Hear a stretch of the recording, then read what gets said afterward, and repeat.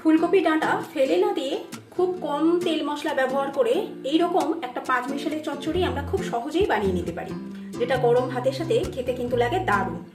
Hello friends, welcome back to my channel মিষ্টি glam. আজ আমি আপনাদের সাথে এই পাঁচমিশালি চচ্চড়ি রেসিপি শেয়ার করতে চলেছি। আসুন দেখে নেওয়া যাক ভিডিওটা একদম শেষ পর্যন্ত।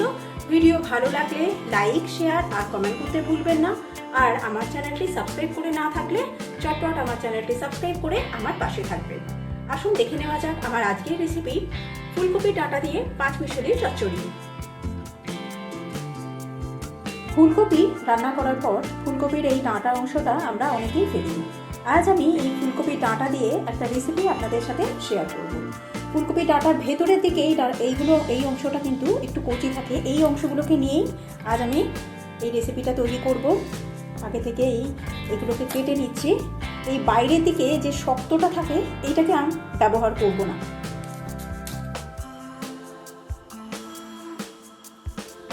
এবার এগুলোকে প্রথমে মাঝখান থেকে এইভাবে কেটে নেব, নিয়ে সরু সরু করে কেটে নেব। এরকমভাবে সরু করে কেটে নেব। যতটা সরু করে পারবো ততটা সরুভাবে কেটে নিতে হবে। দেখুন ঠিক এইভাবে সরু করে কেটে নিয়েছি।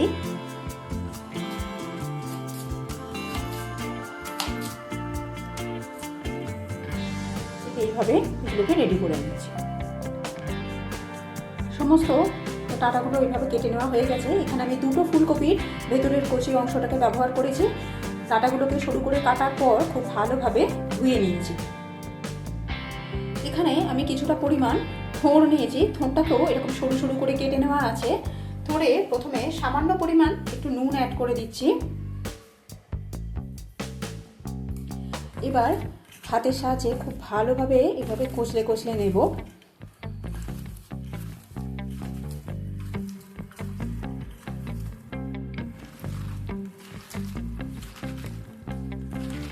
এবার এইভাবে এটাকে অল্প কিছুক্ষণ রেখে দিচ্ছি।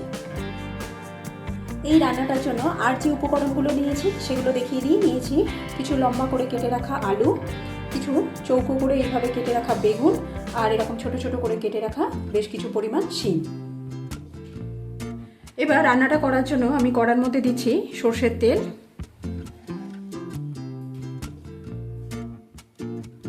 এই রান্নাটা করতে বেশি তেল দেওয়ার দরকার পড়ে না, অল্প তেলই রান্না হয়ে যায়। তেল গরম হয়ে গেলে এর মধ্যে আমি হাফ টিস্পুন গোটা জিরে অ্যাড করে দিলাম।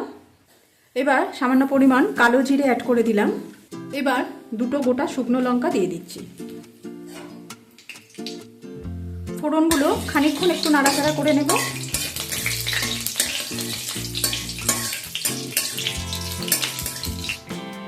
ফোড়ন ভেজে নেওয়া হয়ে গেলে এর মধ্যে প্রথমে আমি কেটে রাখা আলুটা দিয়ে দিচ্ছি।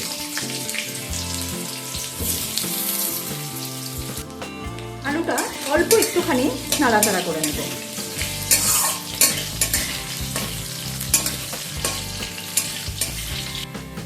আলু সামান্য একটুখানি ভেজে নেবার পর এর মধ্যে আমি ফুলকপির ডাঁটাগুলো দিয়ে দিচ্ছি।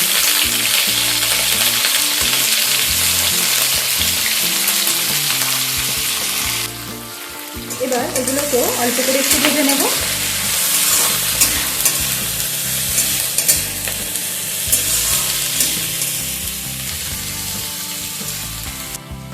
অল্প কিছু সময় এগুলো নাড়াচাড়া করার পর এর মধ্যে আমি কেটে রাখা শিম দিয়ে দেবো,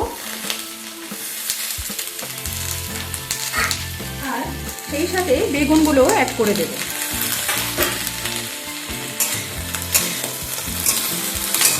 এবার এগুলোকে হালকা করে একটুখানি ভেজে নেব।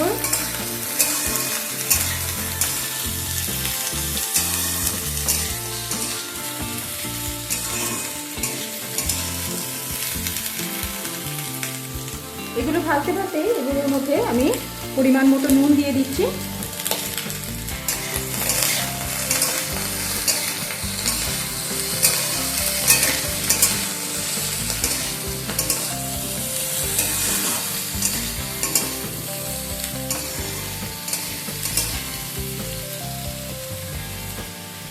সমস্ত সবজি হালকা করে ভেজে নেওয়ার পর এবার এর মধ্যে থোড় অ্যাড করছি। থোড়গুলো নুন দেবার কারণ থোড় থেকে প্রচুর জল বেরিয়ে যাবে। দেখুন ঠিক এইভাবে জলটাকে চেপে বার করে আমি থোড়টাকে এর মধ্যে দিয়ে দিচ্ছি। কতটা পরিমাণ জল বেরিয়ে যাচ্ছে।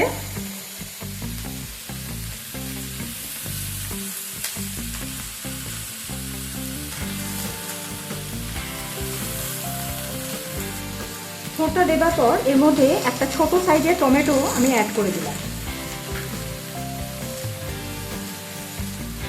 এবার একে একে কিছু গুঁড়ো মশলা অ্যাড করব। দিচ্ছি হাফ টিস্পুন হলুদ, এবার দিচ্ছি সামান্য পরিমাণ গুঁড়ো লঙ্কা, হাফ টিস্পুন জিরে গুঁড়ো অ্যাড করে দিলাম, হাফ টিস্পুন দিয়ে দিচ্ছি ধনে গুঁড়ো। এবার মশলার সাথে সমস্ত কিছু কিছুক্ষণ নাড়াচাড়া করে নেব।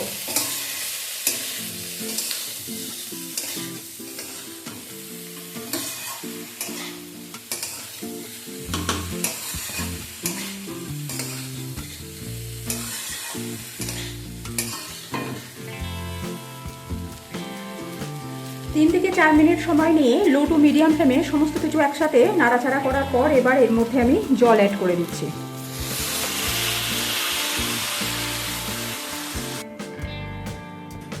এখানে খুব বেশি জল অ্যাড করার দরকার নেই, সামান্য পরিমাণ জল অ্যাড করলেই হবে, যেহেতু এই তরকারিটা মাখা মাখা হবে। এবার এটাকে আমি কভার করে সমস্ত কিছু ভালোভাবে সেদ্ধ করে নেব। এখানে আমি আর নুন দিলাম না, নুনটা আমি টেস্ট করে নিয়ে তারপরেই অ্যাড করব। সমস্ত সবজিগুলো যখন প্রায় সেদ্ধ হয়ে আসবে তখন আমি এতে 1 টিস্পুন চিনি অ্যাড করে দিচ্ছি। চিনিটা দেওয়ার পর একবার সমস্ত কিছু মিশিয়ে নেব।